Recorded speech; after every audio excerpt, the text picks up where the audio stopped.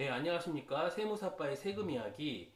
오늘 살펴볼 내용은 비율 분석 중에서 우리가 이제 표준 비율까지 살펴봤었죠. 그 중에서 첫 번째, 유동성 비율을 살펴보도록 할게요. 유동성 비율은 여기 써 있는 것처럼 단기 채무 지급 능력을 나타낸다. 단기 채무 지급 능력이란 게 과연 뭐냐? 네, 단기 채무 지급 능력은 길게 안 봅니다. 1년 이내예요. 자, 1년 이내에 채무를 잘 갚을 수 있느냐? 무슨 채무일까요? 네, 유동부채겠죠.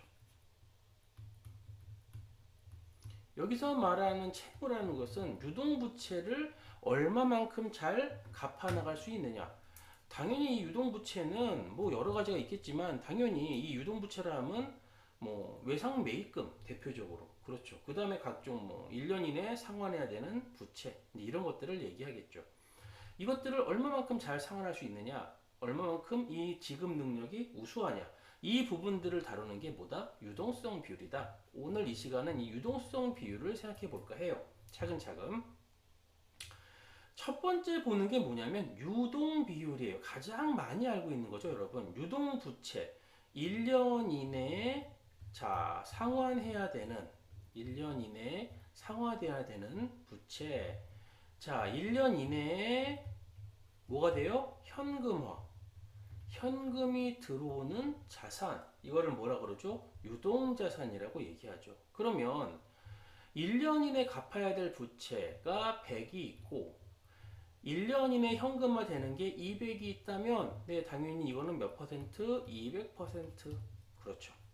이렇게 되는 거죠. 우리가 아까 앞에서 봤듯이 200% 룰이 있었어요. 그렇죠. 경험적으로 봤을 때 경험상 여러 가지 경험상 오랫동안 기업을 지켜봤더니 유동 비율이 2배 이상은 돼야 좀 안정적이더라. 이제 그런 거죠. 물론 우리가 지금 공부하는 이 비율은 뭐랑 비교하죠? 표준 비율이랑 비교합니다. 표준 비율은 뭐 대표적으로 산업평균 비율, 그렇죠? 뭐 과거의 경험, 그 다음에 과거의 자기 회사의 비율, 그 다음에 선도 기업의 뭐 비율 이런 것들이 쭉 있었는데 어쨌든 이런 표준 비율과 비교해서 단기 채무 지급 능력을 확인해 보겠다. 이 단기 채무 지급 능력이 우수하면 좋죠. 다른 기업에 비해서. 그렇다면 훨씬 더 안정성이니까 단기적으로 봤을 때 지급 능력이 우수하다라고 볼 수가 있기 때문에 그렇습니다. 근데 그러면 좀 의구심이 드는 게 유동 비율이 그러면은 똑같이 유동자산이 100이 있고 유동부채가 100이 있으면 딱 적당하게 유동부채만큼 보유하는 게 좋지가 않느냐? 크게 좋지 않겠습니까? 라고 물어보면 유동자산에는 뭐가 포함되어 있다? 여러분 이 유동자산 안에는 재고자산이 포함되어 있어요. 재고자산. 유동자산 안에 대표적으로 차지하는 게 재고자산이거든요. 근데 여러분이 재고자산은 업종별로 또 특성이 다 다르겠지만 의류라든가 전자제품 같은 것들, 이 어떤 트렌드의 변화, 그렇죠? 이런 어떤 시장의 변화가 큰 자산들은요, 이 재고는 안 팔릴 확률이 되게 높아져요. 그러면 이 재고까지 포함해서 현금화 된다라고 가정한다는 것은 상당히 위험할 수가 있다. 그렇기 때문에 유동자산을 가지고 평가할 때는 200% 이상 경험적으로 얘기하는 거예요. 유동부채의 2배는 돼야 되지 않겠는가. 그래서 이 재고자산의 위험성 때문에 그렇게 판단을 내리는 것이고요. 그러면 유동비율보다 좀 더 타이트하게, 좀 더 조금 이렇게 좀 강력하게 비율을 할 수 있는 게 뭐가 있을까? 네, 당좌자산이에요.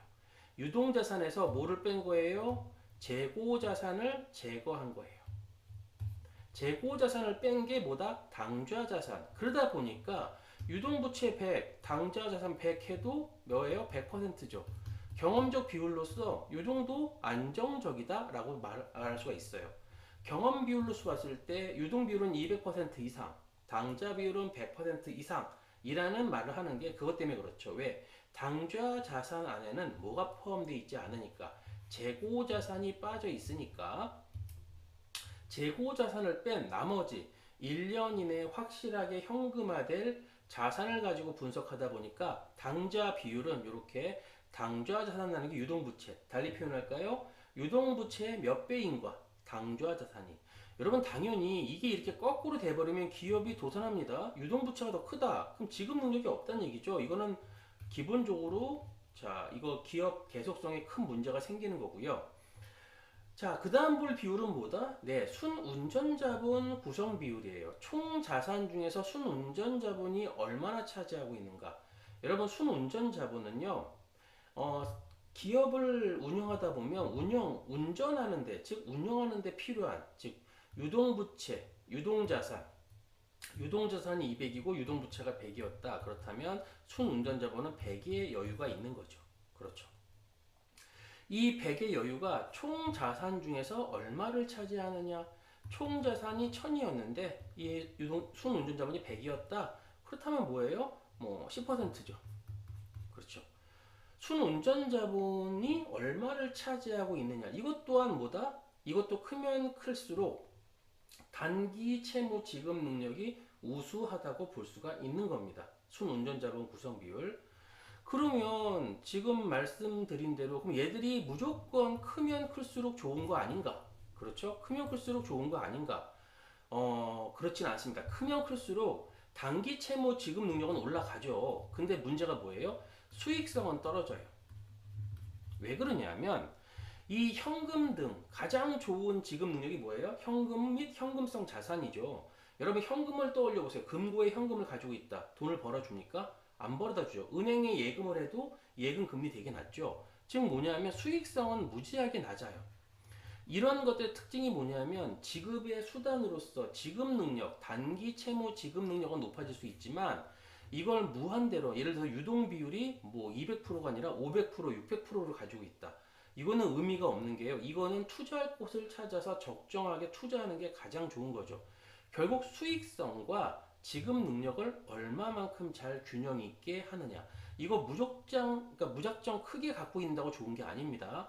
적정하게 단기 채무 지급 능력을 유지하면서 나머지의 자금들은 어디에요? 적재적소에 투자가 일어나서 자, 수익성을 높이는 방향으로 이루어져야 한다. 그게 이제 기본적으로 우리가 가져야 될 생각인 거죠. 네, 그래서 이번 시간 여기까지 하고요. 또 다음 시간에 다른 또 비율을 가지고 찾아뵙도록 하겠습니다.